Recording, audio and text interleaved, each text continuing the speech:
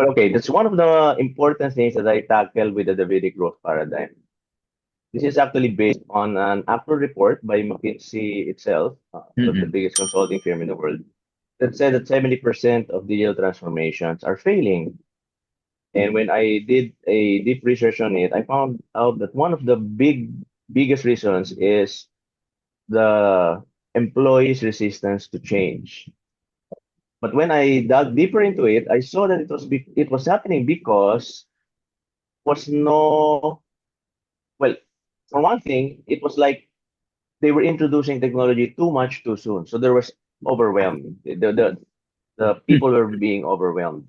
Okay. And the other side of it is that the readiness and preparedness was not there.